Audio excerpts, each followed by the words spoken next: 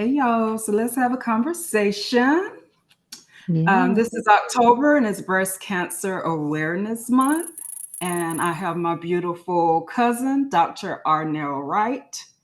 Hey, And hey.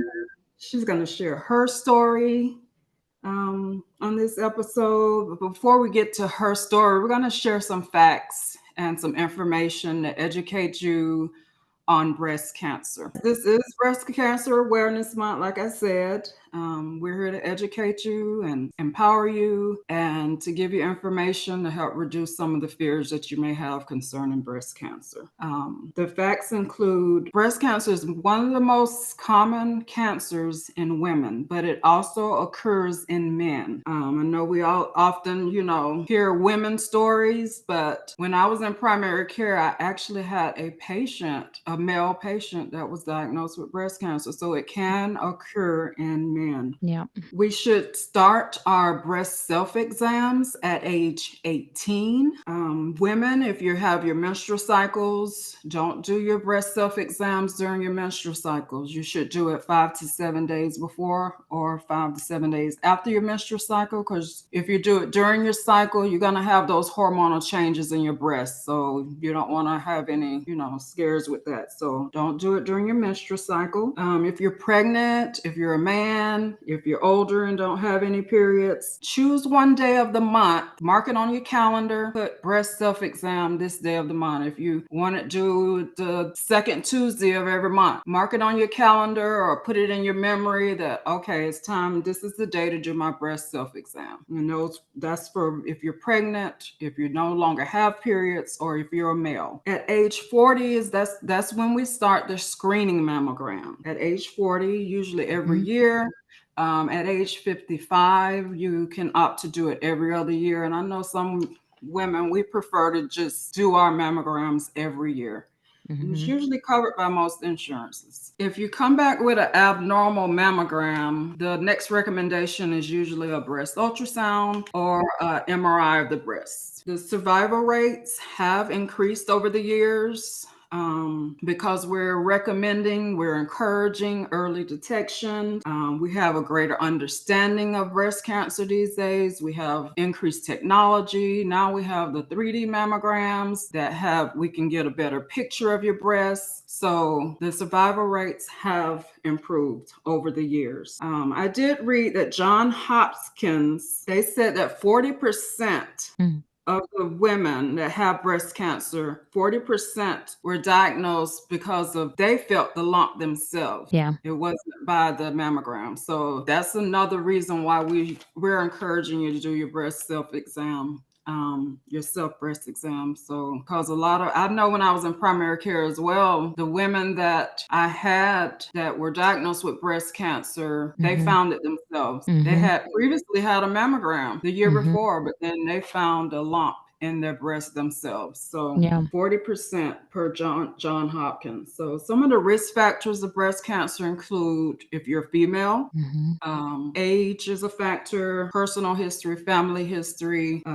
If you've had any radiation, like a chest x-ray, CAT scan of the chest, that can alter the tissues of your chest, tissues, that can be a risk factor, and also Mhm. obesity. Mhm. Those are some of the risk factors, and those are some of the facts that I want to share with y'all. Now I'm gonna turn it over to Miss Arnelle, Dr. Arnelle. Aw, Um, you don't have to call me doctor for this episode, but if you wish, that's okay. yeah, respect, girl. You earned that. Oh, I appreciate it. I So we do. would like you to share. We're gonna let her share her story, and I hope that y'all get something out of this. We're Mhm. here to, like I said earlier, to empower you, educate you, help reduce those fears. So, Renee, Yes, thank and I'm you so sorry, much. y'all. I'm calling her Renee. This is my Yeah, so cousin. I was actually gonna say, it's probably gonna be more of a conversation. And so for everybody that's listening out there, I'll introduce myself, but I'll just put a disclaimer once I'm done because we may just kind of keep it really chill for the episode. Is that cool? Yeah. So hey everybody, I'm Dr. Arnelle Wright. I'm a dentist by trade, and we are both in Florida. I graduated from the University of Florida. I've been practicing for about 6 years years.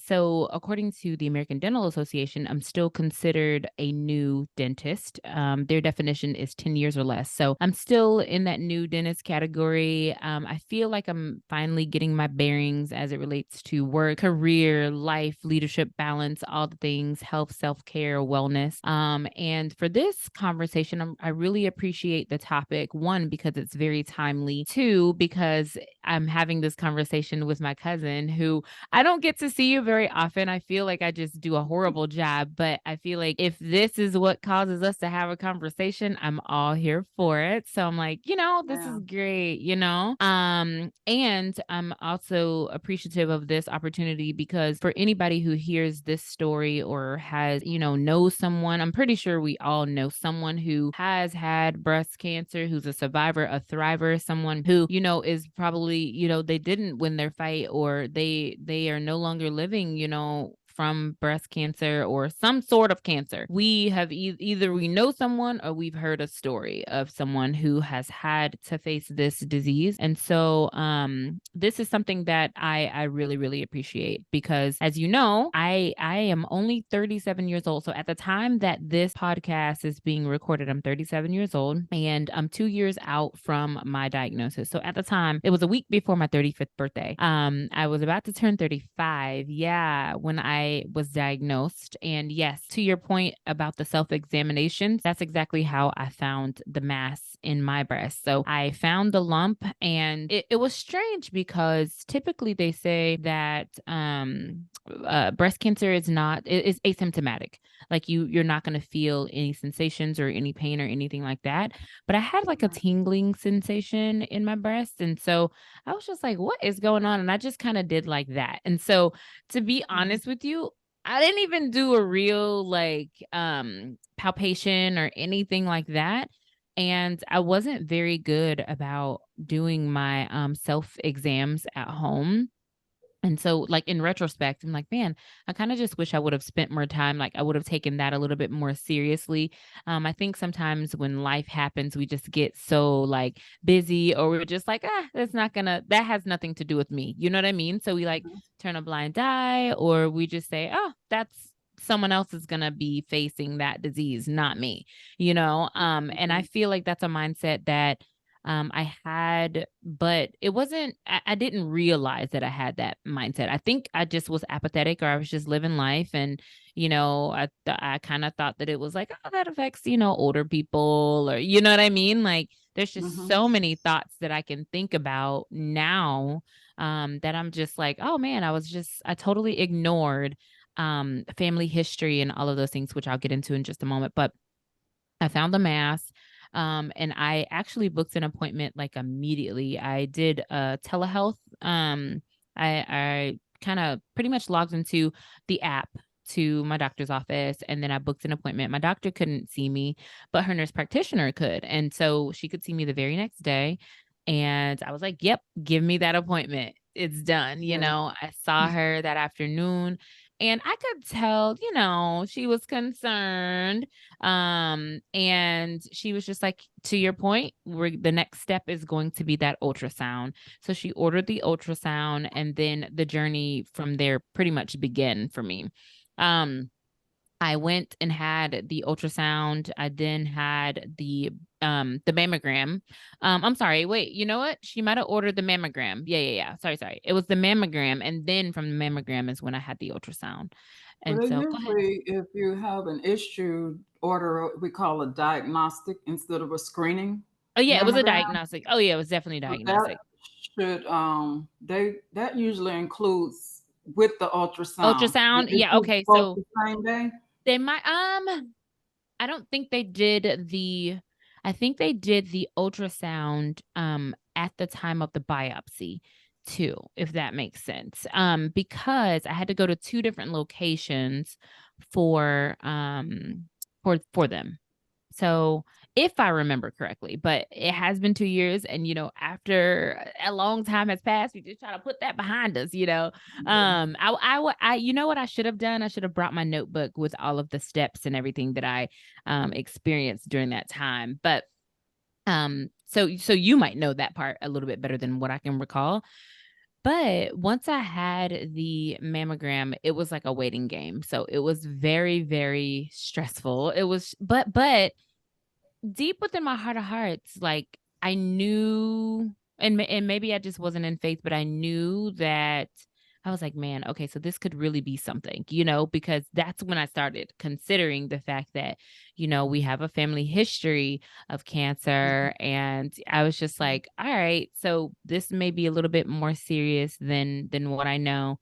And I got the call about maybe a week or two. I don't even think it was a whole week, but I definitely got the call like a week or so after having had the imaging and the ultrasound and the biopsy and all of that.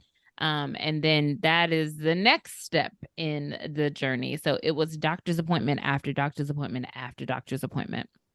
And so, I ended up just going to see my, the breast, surgeon, the Mhm. oncologist, and she had the oncologist, that same day that I saw her, she put in a phone call really quickly and was like, "Can you please take one more patient today?" And so, and I feel like it was just like God all the entire way, because Mhm. even for me to get into her office to confirm, the diagnosis and stuff like that, I had to be squeezed in. So they squeezed me in. Sorry, they squeezed me into her office. And once I went in, that's when she was just like, okay, girl, we got to get you going. We got to get this. She put in a call for the oncologist, and the oncologist was just like, okay, he gave me the option to do chemotherapy. He didn't want to give me too much information too soon, because he was just like, all right, we need to do the genetics testing, kind of like what you had said. And so we did the genetics testing. And So, excuse uh, me, were yeah, you yeah. by yourself at the appointment, or you had somebody with? No, no, no, no, no, no. I had my mom, my husband. My husband was actually at the hospital, but then my mom was there with me as well. Oh, okay. Okay, Hmm. good. Yeah. So, my mom was there and we were just running around. We had to go from one side of town to not really the other, but it was at least like 15, 20 minutes away. And so we went to the appointment, and I met the oncologist, and then that's when, the blood work came into play. He sent off my blood work. He sent off, I forget how they do the genetics testing, but I guess it was from the biopsy. Um, I think that's how they do it. I can't remember, but the genetics testing was the big thing. And then there's like a test that's like, or a score, the Oncotype DX. And so that score, that and the genetics testing were like the two determining factors on like my course of treatment. How long, how Okay. intense, how all of like how, what was this journey gonna look like, he Right. he told me in the beginning, he's just like they were hopeful. They were like, "Oh, it's a smaller mass, we might not have to do chemotherapy." My husband, he was just like, Claude is his name. Claude was just like, just get your mind ready to do chemo." You know what I mean? Like, he wasn't trying to be a downer, but he was also being very realistic. And Mhm. I was just like, in my mind, there was maybe a small percentage of my hope that was like, "Oh, I'm not gonna do chemo." I kind of went into it with like worst case scenario being like, I know that this is gonna be like a journey. Like, we're on a road, you know what I mean? Like a Mhm. journey for sure. And so when my test scores and my BRCA genetics test came back, I do have the BRCA mutation. And so with me being so young, or younger, I should say, because getting Definitely, close yeah. up there, but young to be going through breast cancer diagnosis. My oncologist was just like, we really need to, like, I'm gonna have to watch you like a hawk, pretty much. He is just like, the course of treatment is the chemotherapy for though it was like 20 weeks or 20 rounds of chemo. Like the first part of the chemo was just called what we call like the red devil. So it's like the brutal of the brutal. It's like every other week. And then after that, it kind of tones down and it was like every week after that. So and I was working too, by the way, going through all of this. Like I Really? So you didn't take yes. any time off? No, I didn't. Oh Mm-mm. wow. That Yeah. probably helped you though, I coping. think so. Yeah. It was a No. great distraction. Although I will say there were days where I would be like so tired and even when like I was recovering from the medication, like being on the pill, so like I take a tamoxifen medication still, right? And so being Mhm. on that medication, sometimes, I'm just tired or I'm easily irritated. And so there would be days where a patient would say something and then I would just be like, you know what I mean? Like I Yeah. would be frustrated and I knew like I'm pretty self-aware. So I would be like, all right, I know that this is a part of the medication that I'm still on that's making me irritated because in any other time I wouldn't be bothered by this thing or by this patient because I've seen them X amount of times. You know what I'm saying? Like before Mhm. this journey even began. um, but yeah, so once the chemotherapy was over and I rang the bell, then I had about a month off. And so Mhm. you get a month off to do the radiation. And the radiation, I also continued working. So I would do the radiation every in the mornings before work, and it was Okay. like every day for about 6 weeks. So I went every morning at like 7:30, and then I would go from radiation directly to work. And the radiation wasn't really hard on me from like in comparison to chemotherapy. It was very fine. I didn't get any burns or anything like that. Some women they tend to burn, but our radiation office was really, really, they were really careful, and not saying that that's the reason why people do burn, but they said they have a very low percentage rate of the people who end up with like burns on their skin. So Oh, that's um yeah, it was really nice. Like the most thing that I experienced with the radiation was just like fatigue. I would get like halfway through the day and I'll just be like, "Whoa, I need a nap." yeah.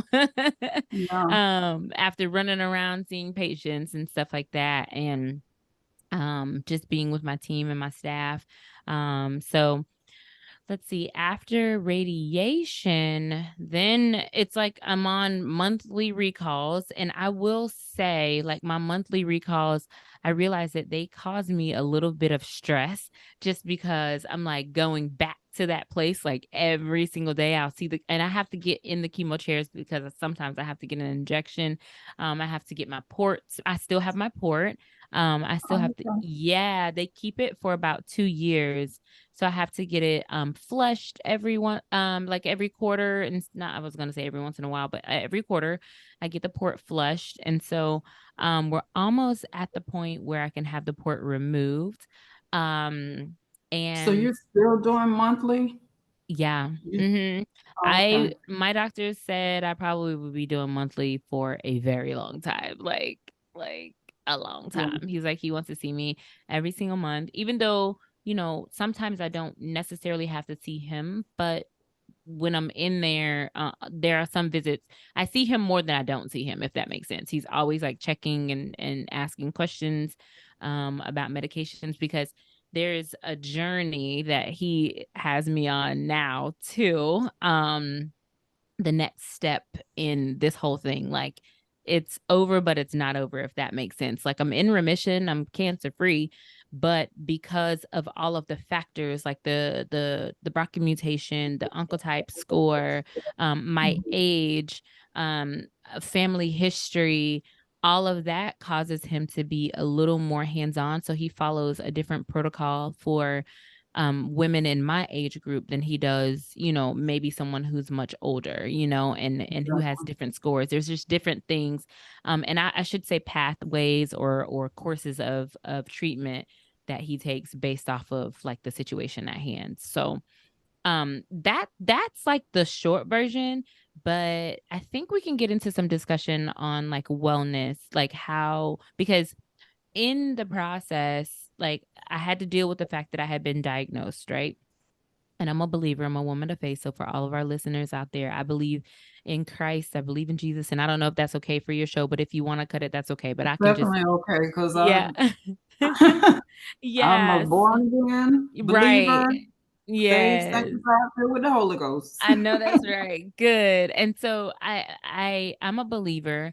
And so going through it, I've always said I was diagnosed. That's just like my faith part of me. Whenever I talk about the breast cancer diagnosis. So being diagnosed with it was one thing. So I had to kind of wrap my head around that. Going through chemo, having the lump removed and all of that, and going through radiation. That was another thing that I had to deal with. And then after the fact, I would say the after is just as hard as the during, like, and maybe even the diagnosis part, because although you're done, you're really not finished. Like, you still, like, my doctor still refers to me as a cancer patient, if that makes sense. And, Mhm. and yeah, that does make sense to you. Sorry. Like, he still refers to me as a cancer patient. And so hearing that, I'm just like, no, you know what I mean? Like, I thought that I was gonna do all these things, and just like that, I'll be done. And by the way, the time does fly. Like, it goes by really, really fast. Like, I don't know, maybe for me, just because I was working and I still had so much going on with like leadership and all of the things that I'm involved in within my profession. I think that kind of helps shield me, as you said. Like, it helps me cope, it helps me keep busy. And I Mhm. knew that if I slipped and didn't work, I probably would have fell into like a state of depression. I probably just wouldn't have been able, I don't think I would have been able to handle it, or I would have approached it with like the mindset that I did. So can I ask you Yeah. your mental health during that process Mhm. versus now, present Mhm. day? Mm. How are you doing mentally? Your mental health. Okay, so let's talk about, you wanna start with now, right now, how am I currently doing? I Mhm. feel like I'm doing really, really well. There are times, so the tamoxifen does kind of, like, the one thing I hate about the tamoxifen, aside from the hot flashes, because like I'm always hot. It's funny, I have this fan Mhm. anytime I'm around. Well, actually, here I have one on my desk right here. I'm always I keep a fan on me, or I have a fan that plugs into the charger port on my cell phone, right?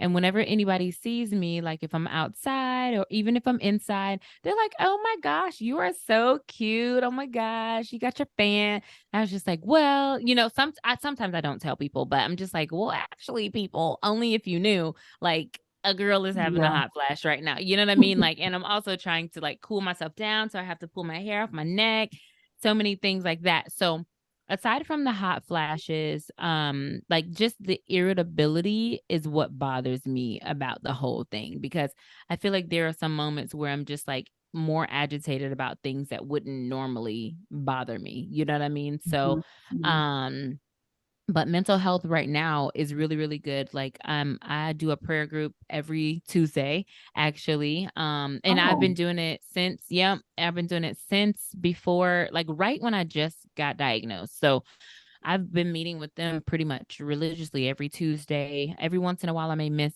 like a call or something like that.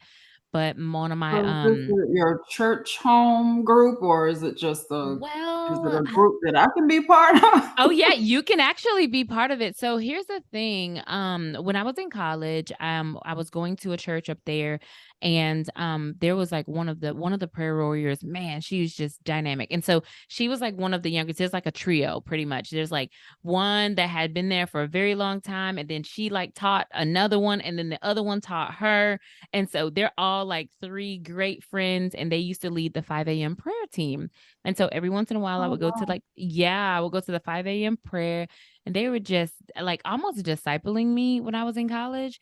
And so I developed a relationship with them. And even though I had left, I moved and went to a different church, I stayed in contact with them. And then even moving to Orlando, stay in contact with them. Every once in a while, if I find a nice book that's like a spiritual read, I'll send them a copy. You know what I mean? Like I'll just Oh, say, yeah. hey, Nice. yeah, yeah. So it's kind of like they're like grandma, auntie, like other mom's friend, cousin type of thing. Mhm. And yeah, so I called the younger one and I said, "Hey, just wanted to, update you because we still keep in contact all the time. We just, usually text, hey, checking in, hope you're doing well, love you. These are the updates. Here are the boys, blah blah blah." And then I told her about this, and she's like, "Oh no, we got to get you on the prayer call." No, and she's like, "Did you know that I lead Yeah. a prayer call?" I was like, "I had no idea." And so from there, she invited me to the prayer call, and I just been joining in, pretty much every week, and we pray, and it's people from all over the place, you know what I mean? Like, yeah, That's so awesome. yeah, I'll give you the number. Like they're always wanting people to join. So give the number, share it with anybody, join in, man. Definitely. Yeah. Yes. Yeah. So they kept me on the list. Every week they would just pray for like whatever stage I was in, they would pray. They prayed over my mindset, prayed over, my mental health, prayed over my spirit. Not only, like because most of the time we focus on like the bodily aspect and what we're going through with the Mhm. medication, which that is important to think about. But man, I tell you, mentally it is very, very hard. Yeah. Yeah. You have a beautiful smile, girl. Oh, thanks. I love you. I I thought you were try. dentist. Well, girl, listen, I don't know about that. I need some help. Like I was thinking about getting braces again, but I don't know. Medications. My doctor's like, I don't know about that. So I was like, yeah, my So teeth how are long all do right. they expect you to be on the Oh. tamoxifen? Because I know I with Mhm. my patients that were on it, Mhm. I would hear them say their breast surgeon or oncologist wants them to be on it for at least 5 to 10 years. Yeah, that's me. So, and when I said 5 to 10, he was just like, "No, girl, we're looking at closer to 10." And I was just like, "Well, dang, like I'll be probably, at like hormonal menopause right then, like, maybe I don't know." So Like me, I'm 48 and I'm hormonal menopause, but really, yeah, it's tough, girl, right? Oh my but that's gosh, still early. At 48 is like early yeah, menopause, but yeah. yeah. Yeah, so I will have to do that. I'll have to be on the medication for he said like 10 years. Um Now one question that the listeners may have is like if I've had a mammogram since this. So my doctor or like an MRI or anything like that. He's That was just one of like, my questions I was gonna ask. I'm oh glad you yeah. said. Yep. So some of the imaging, he was just like, so I have not.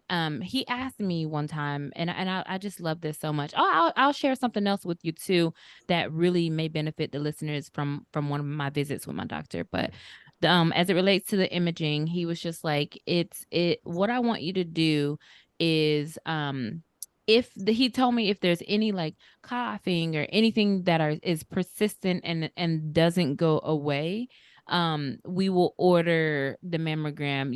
He was just like, I don't want you to stress so much about having like a new mammogram or a new MRI, new imaging or anything like that. And sometimes he says like the insurance, they won't cover it because you've just pretty much had it. Which for me, I'm not necessarily concerned about that, even though I know the imaging is like very expensive. I want to make sure that, as we go on the journey, we're just checking, you know what I mean? And so I think he's gonna do one like annually as opposed to, like every 6 months or whatever Oh, like that. Yeah. So he told me, he was like, he said, every single time, because when I go every month, I get my blood taken. And so they do like a workup and they look at the blood draw and everything like that, my blood count. And so he's just like, if there's anything like my tumor markers that kind of, make him raise a brow, then that's when we'll have the conversation and we'll make the decision to have more imaging done. Okay. Yeah, and then the other thing, that so I missed a few appointments, right? A few of my follow-ups because on the one hand, it's like, man, I have to work, you know? I need to these appointments, they're at just such an inconvenient time, to be honest with you. But it's just kind of like, do you take care of yourself or do you go to work? You know, it's like we kind of need to do both. And so work has taken precedence a few times. And Mhm. so, in one appointment, I remember vividly, he's just like, "How often do you think about a recurrence?" And I was like, "You know what? Not often." I was like, "I don't really think about it coming back at all." Like, I was like, "I'm not manifesting that," you know? He's like, "Good. I'm Yeah. so glad." He's like, "The only time I want you to think about, like, even just going through this and having been diagnosed with breast cancer," he's like, "I just want you to think about it when you have to take that pill. That's it. Just think about it that one time." Because I also wouldn't take the pills that he had prescribed me because I'm like, one, I'm always worried about like my cognition, like what's gonna like, is this gonna affect how I do my job? And so he's, he assured me, like we went over side effects and things like that. He assured me that everything was gonna be fine. And then Mhm. sometimes I just get way too busy and I just don't do that, which you guys do not do that. That is not good to do. And so he was just like, I only want you to just think about it when it's time for you, to take the pill. And he's like, so on the one hand, it's great that you don't think about it on a regular basis. But then on the other hand, it's not so great because you're just moseying on with your life and you still really need to be taking precautions and following protocol and stuff like that. So since that, I've been really, really diligent about, staying and attending like my appointments and all of Good. that. And they him and his nurse practitioner was like, "What?" Like Yeah, they you're a good literally, patient. yes, they've been like congratulating me. They're just like, "Look at you." And I was just like, "I know, I know."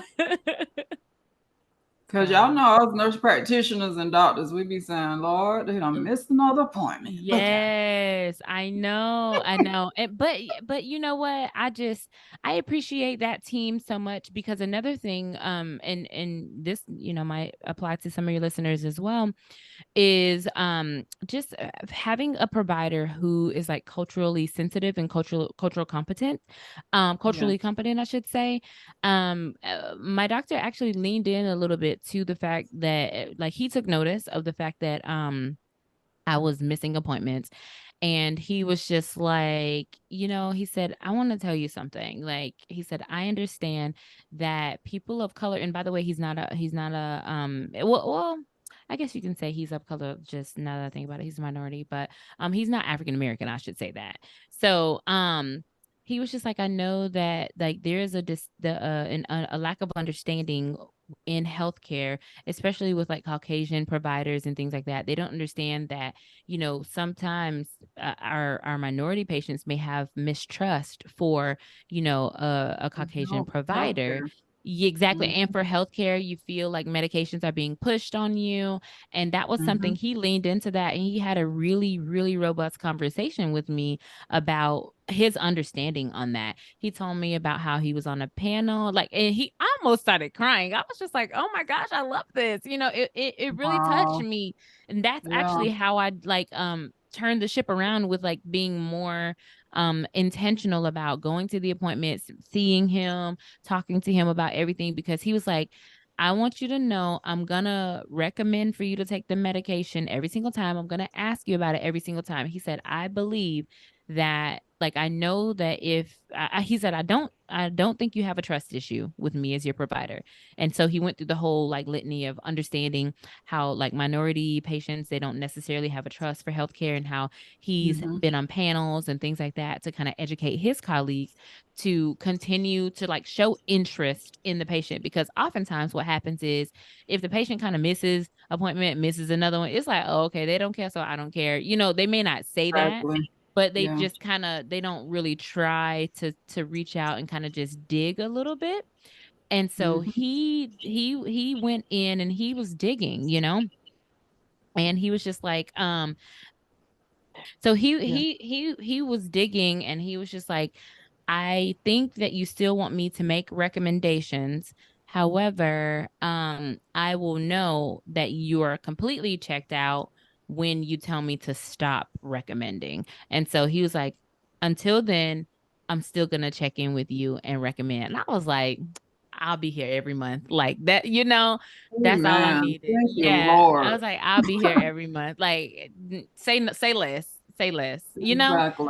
That was so touching to me because I've never had any like a provider be that interested in me. You know what I'm saying? Like, I don't Exactly. know. Yeah. Or maybe providers, because like I'm interested in my patients, but maybe sometimes we don't express it, and so the patient just remains unaware to it. So maybe I've had providers that were really really interested, but maybe they just didn't say it. And so the fact that he took the time to say it, and like he like kind of leaned in, scooted closer to me, and was just like, okay, let's talk about this. He was just, and then he kind of opened the conversation, and I was like, okay, Wow. I like Kudos to this. him. I know. I was like, I like Yeah. this. Yeah.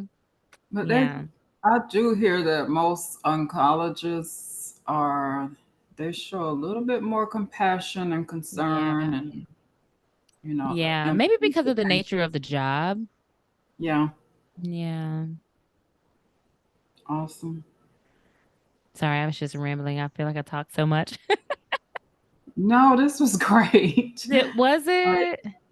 it was good. I appreciate you sharing your story. Aw, I do want to ask about yeah. diet. Did you change Oh anything yeah. as far as your diet? After Or, yeah, after, or did they offer recommendations as far as diet changes? he- eating healthy. Eating healthy. Green leafy vegetables, lots of veggies. With one of the medications, I can't have. It's called what is that Limparza is one of the medications that I also have to take, and I can't have grapefruit. Which the strange thing about that is, before I could not have the grapefruit, like I was not a grapefruit eater on a regular basis. But then like Right. when I was told that I couldn't have it, it's just like, oh, I kind of want a grapefruit. You know what I mean? It's just like, Yeah. okay, stop, because you don't even eat grapefruit like that. So that was like one of the things I had to tell myself, was to like not go start something new just because I can't necessarily have it. But the main thing was just to really have a very healthy diet, drink lots of water. Um, as far as like weight loss and weight gain, I feel like and everybody's body is different, for you all who's listening out there. But going through the process, like going through chemo and everything like that, I don't remember being the weight that I currently am. I feel like I was just slightly smaller, or my weight was distributed in a different way. But I will say that I've noticed that I have more weight like in my midsection. And my doctor, we've talked about that several times. He's just like, you're probably gonna have to go really really hard if you really want to lose weight, because now that my hormones are suppressed, like I don't have the hormones helping and working with me, in addition Hmm. to diet and exercise. So it's like I would really have to like buckle down on my diet, like not eating carbs or whatever like that, if I really wanted to kind of get rid of all of that weight. So I'm trying some things. I'm just trying to figure out how I want to approach that, because I do want to lose the weight. But then on the other hand, when I go and have the injection every month, it's the injection that I take is called Zoladex. So I take three Hmm. medications: the tamoxifen, the Lymparza, and the Zoladex, in addition to like vitamin supplements and things like that. But whenever I take that injection, where they have to give it to me is right in my midsection. So it's just like, and Oh, they're okay. just like, whenever they have a nice this is sad, but a nice chunk, it's like better, which Girl, is you ain't not. got no trunks. Yeah, well, I mean, they have enough to like kind of give me a nice injection. Whereas, like, if it's on like a really smaller patient, it's very hard and like uncomfortable and like very painful for the patient and stuff like that. So, while I'm on this journey, I've just been learning, and this is something else for everybody out there. If you're going through it right now, it's really important to like learn to appreciate your body, because like our bodies can do and sustain so much, and just like Yes.